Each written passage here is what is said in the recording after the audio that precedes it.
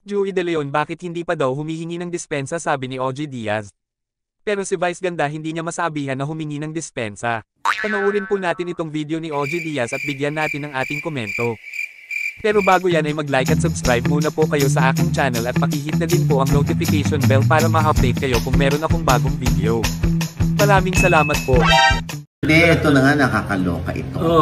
Since na-call out si Joey De Leon, dun sa lubid word niya, na kung ano yung mga sinasabit sa leeg, na hindi naman niya na-justify kung bakit lubid yung sinabi niya, at syempre, naisip ng mga netizen na, uy, saglit, parang may ano yan, may mental health issue yan, or parang parang nagsi-self-inflict yun. Parang sinasaktan mo yung sarili mo dahil lubid yung binanggit. Syempre, wala namang rason na sinabi si Joey De Leon. Pero, okay, so yan ay nakarating sa Inter-CB at yan ay tinatalakay sa kasalukuyan, ano? At hindi rin yan ipagsasawalang bahala ng Inter-CB dahil kino-call out din nila ang Inter-CB na mas malala yan kesa sa icing, di ba? Ay, sabi ng iba. Oo, dahil kahit ako personally, mas malala nga yung lubid. Kasi kahit sabihin mong lubid yan, iisipin ng mga tao, bakit lubid? Kasi B-I-G-T-I, ganon, di ba? Kaya hindi rin maganda. Kaya hindi namin mabanggit dito. Di ba? In-spell. Oo, in-spell out ko na lang. Kasi nga, parang ayaw rin natin silang bigyan ng idea na gamitin nyo yun. Wag, please, wag. Oo. Kaya yun. Ako kung hihingin yung opinion ko, mas mabigat yung lubid kesa sa icing. Mas mabigat daw ang lubid kesa sa icing sa pananaw ni OG Diaz. Well, totoo naman kung ang pinapatungkulan ni Boss Joey ay tungkol sa suicide. Mas malala nga iyon. Pero di ba ikaw na din ang nagbanggit na wala naman ang iba pang nasabi si Boss Joey pagkatapos niyang bigkasin ang salitang lubid. Kasi nga pwede na ang pakahulugan ni Boss Joey doon sa lubid ay ginagamit pantali sa leeg ng mga hayop na kalabaw, baka, kambing kung ito ay isinusuga o itatali mo sa isang lugar habang sila ay kumakain sa damuhan. Hindi kasi specific ang tanong kung sinasabit lang ba sa tao o pwede din sa hayop. Bakit sa It's Showtime nagpalaro sila na gamit mismo ang lubid na kailangan mapunta ang lubid sa leeg ng mga contestants na hindi ito hinahawakan wala ka naman komento? Masyado mo lang pinapalaki ang kwento o binibigyan ng kontrobersya. Kaya dito medyo nandun na naman sa alanganin si Chairman Lala Soto. Oo, kung anong desisyon ang ibibigay ng board members ng NTRCB dito sa lubid. Pero humingi na ng dispensa. Sumulat na ang pamunuan ng EAT. Na signed by Jenny Ferre. Sabi nga niya ay bilang siya yung kinatawan ng EAT. However, some viewers interpreted the utterance of the said object to be an insinuation of SUICIDE, which is a very sensitive and triggering subject. In this regard, the whole EAT management is regretful and apologetic to those who were offended by the said utterance. Rest assured that we are one with NTRCB in advocating a responsible viewing experience for the public. Ito nga na ang nakakaloka dito, no? Yung ilang netizens ay may hinahanap pa. Ano? Oo. Yung sinasabi nila na, Joey De Leon, nagbanggit ka ng lubid, pangit yun. Kailan ka naman magsusorry? Sorry na yung management. Ang mas gusto namin marinig, ikaw, mag-sorry ka. Parang ganun ang gustong sabihin ng mga netizen. Bakit daw ang management ang nagsusorry instead of si Tito Joey? Samantalang nung kay Wally Bayola, ay oo, agad-agad nag-apologize nun sa live TV. Oo, si Wally. Ngayon naman ay kino-question mo ay ang hindi pa personal na paghingi ng dispensa ni Boss Joey. Nagbigay na ng pahayag at sulat ang pamunuan ng EAT at TVJ Production sa MTRCB. Humingi sila ng dispensa kung meron mang mga taong nasaktan sa biro o nasabi ni Boss Joey. Ang tanong yun bang ABS-CBN at It's Showtime merong ginawang paghingi ng dispensa? And speaking of lubid, sinabi ng MTRCB na hindi pa dumarating sa kanila mula sa legal department ang formal complaint sa issue ng lubid ni Joey De Leon at ito'y kanilang pag-uusapan pa lamang. Samantala, kahapon ay ibinaba ng MTRCB ang kanilang desisyon sa motion for reconsideration ng ABS-CBN sa icing incident sa It's Showtime ni Vice Ganda, Ryan Bang at Ayon Perez. Denied ang kanilang apela sa botong 27-3 mula sa 30 board members ng MTRCB. Bukod dito, naitanong din ni MJ Felipe si Chairwoman Lala Soto kung ito ba ay aayon sa call ng mga netizens na siya ay magbitaw na bilang chairman ng MTRCB. Pero hindi raw niya pagbibigyan ng trip ng mga detractors niya kahit pa masyado siyang idinidikit bilang anak ni Tito Soto na host ng kalaban ng It's Showtime.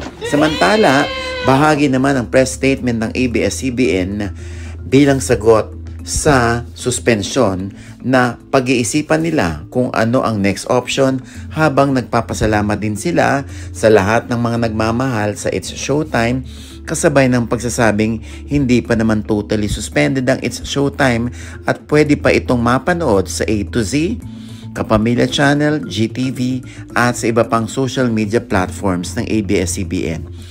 Despite the issues, ay patuloy pa rin ang pag-arangkada sa ratings ng It's Showtime. Patuloy ang pag-arangkada sa ratings ng It's Showtime. Nagbabasa ka ba ng ratings ng AGB Nielsen o tanging Kantar Media lang ang inaalam mo ang ratings?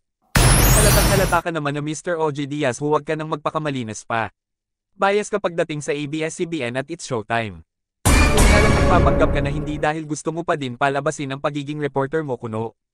Ang mahirap kasi sa iyo, pilit mong binibigyan katwiran kahit na ito ay baluktot pagdating sa usapin sa dati mong network at mga kaibigan o dati mong alaga na si Vice Ganda. Magpakatotoo ka na lang kasi at aminin na maka-ABS-CBN ka at maka-It's Showtime at Vice Ganda. Ako naniniwala ako, walang masama sa pagsusorry. Kung naka-offend ako, sorry. Ganun lang naman yun eh. Kasi pwedeng siya hindi na-offend. So dun sa mga na-offend ko, sorry. Kung feeling natin parang, nga, naka-offend ako sa ibang sensibilidad ng mga tao, sorry. Diba? Hindi kabawasan sa pagkatao o sa pagkalalaki ang paghingi ng paumanhin. Lalo na at alam natin sa sarili natin na meron mangilan-ngilan o maraming na-offend doon sa binigkas nating salita. Ito, Ochi, parang may pinariringgan ka. Gaka? Jex, ikaw ba yan? Hindi naman, parang may pinatatamaan. Wala. In general yun. Dahil kahit naman tayo rito, maka-offend tayo, hingi tayo sorry. Artista o hindi, di ba, Nay? Oo. Ordinary yung tao o sikat na tao, di ba? Gano'n naman. Pag halimbawa feeling mo, meron kang mga na-offend na tao, kahit hindi lahat, and you feel na you owe them an apology, di ba? Oo, yung iba kasi, di ba? Siyempre, pag malalaking tao na, parang hirap na sila, parang ikababagsak ko to pag humingi ako ng sorry. No, mas yayakapin kayo ng mga tao pag kayo'y nag-sorry. Lalo na kung sincere ang paghingi ng sorry. Dito maganda ang nasabi mo tungkol sa paghingi ng dispensa ng isang tao. Tama naman iyon na kung tayo ay nagkamali ay dapat nating humingi ng dispensa. Si Vice Ganda ba at ABS-CBN nasabihan mo na bang humingi na lang ng dispensa? Napakadami ng violations na nagawa ng It's Showtime. Partikular ang mga nabanggit sa suspension order from MTRCB. Ang pagbitaw ng salitang G-spot ni Vice Ganda at Jong Hilario. Ang salitang tinggil na nasabi ni Bong Navarro. Pekpek shorts na nasabi ni Kim Chu. Madami pa, yun pagpapahiya sa bata ng sabihan ni Vice yun bata ng lamonero ka at mabaho tuloy bunganga mo. Yun pagsakal ni Vice kay Ann Curtis nang magkamali ito ng pagbasa sa teleprompter. Yun paghila ni Vice ng panyo na nasa leeg ni Jong Hilario na para na rin niyang binigti si Jong.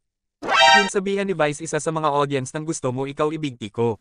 Ano bulag-bulagan ka o binaliwala mo lang lahat dahil sa kaibigan mong si Vice at dati mong network na ABS-CBN. Don't get me wrong ha, may mga programa o palabas ang ABS-CBN na pinapanood ko. Maski nga teleserye nila ilan beses ko nang na-replay sa Iwan TV or Netflix. Pero itong style ng pag-host ni Vice Ganda, pagbitaw ng mga green jokes, pagpaparinig sa mga detractors o bashers niya, pamamahiya ng mga tao ang hindi ko masakiyan. Style pag-comedy bar kasi na hindi naman angkop sa television. Hindi bale sana kung panggabi ang show nila na wala ng gaanong kabataan ang makakapanood.